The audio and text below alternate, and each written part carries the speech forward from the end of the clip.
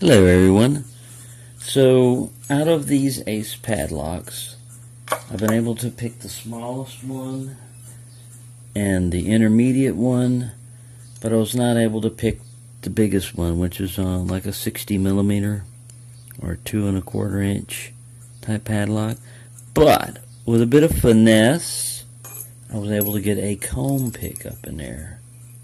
When you get a comb pick in, it's just lifting the pins.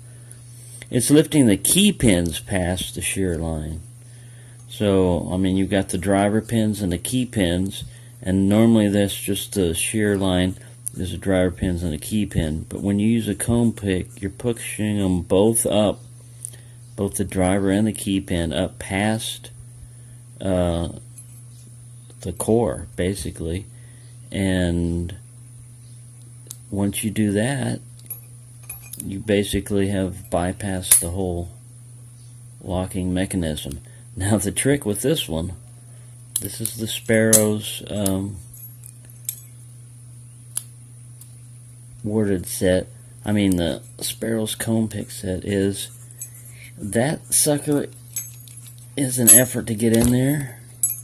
I sanded it down a little bit with some fine sandpaper, but that warding originally was stopping me. And if you get this thing beyond pin 5, man, you're going to have a hard time getting that back out. Because basically all the pins are stacked behind this. But there you go. It's not the best way to get this lock done.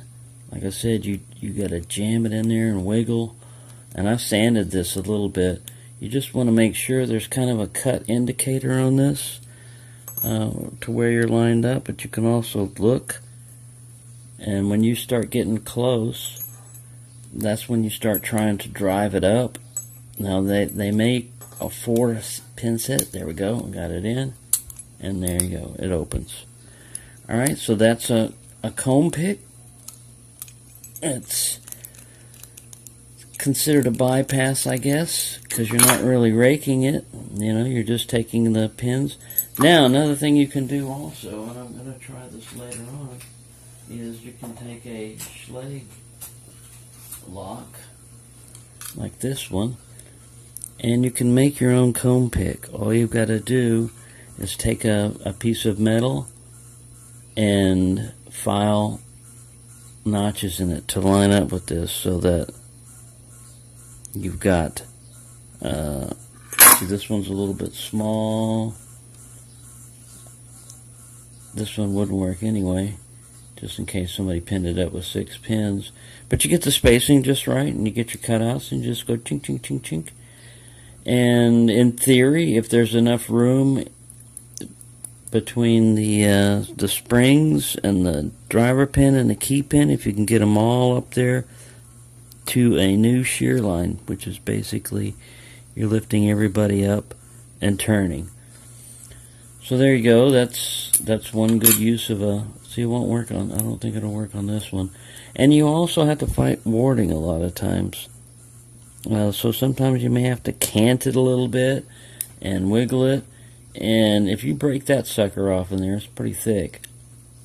You're gonna have a good time getting it out with a broken key extractor.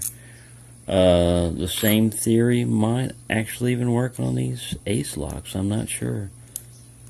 Usually these things are too thick and the warding is too messed up to even attempt to get a comb pick or anything like that in there. As you can see, that bottom warding right there is pushing in, and this top one's going that way. On this one here you have a similar thing, but I managed to get past that lower warding, and the top one is just like a little hump. It's not really in the way. I'm not sure if they work on master locks.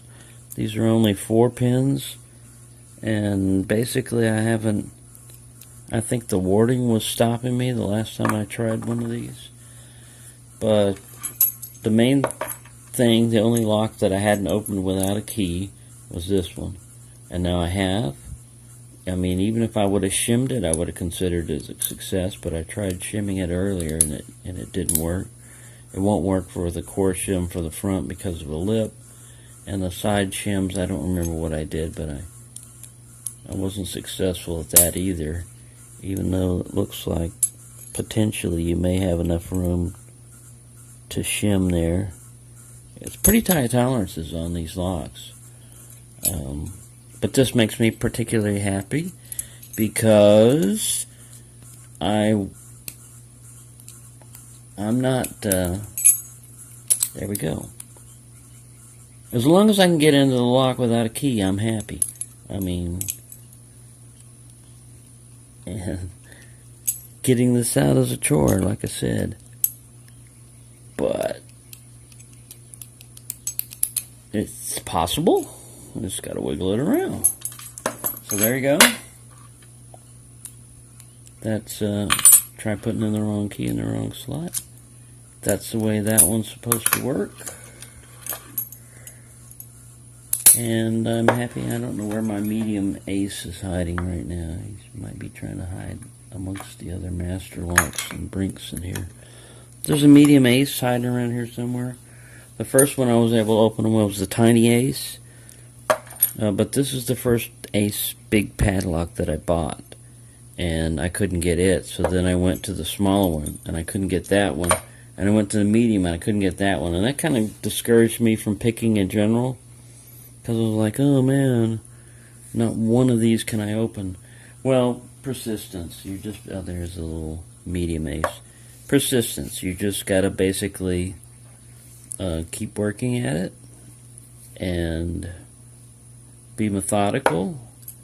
If I was better at single pin picking, this would probably, both of these I was able to rake up a false set with a Bogota on, but I was not able to single pin pick it. So anyways, I've gotten through all those, so now I don't have any locks that I can't open right now. Which, like I said, if you look at my collection, that's not anything super, super hard in here. This is the Schleg that I pinned up with mushroom pins, spool pins, and everything else. And it doesn't seem to be a super hard one. This one was my hardest lock to open until I had run into these. And I've opened this one several times. Single pin picking, basically, and top of the keyway tensioning. One time I did it bottom of the keyway tensioning and raked up a false set with a Bogota and finished off with a hook. But there you go. Just thought I'd give you an update on now I've defeated Big O AC. I can still play with it, and try to single pin pick it and Bogota and stuff like that if I get bored. But the main challenge was to open this lock one way or another. And I have, and I did do it. Non-destructive entry was my only limitation. I didn't want to destroy the lock just to open it because, anybody can hacksaw it or twist it off with a pair of pliers and stuff like that. And, even 2 big wrenches, you just put them in there and you can pop it out because this is just brass. It's not super reinforced. But you've destroyed a lock, and these are pretty cool. I like brass padlocks. There you go. Sorry to ramble on too long. I just wanted to report my success on the last of the aces that was holding me down.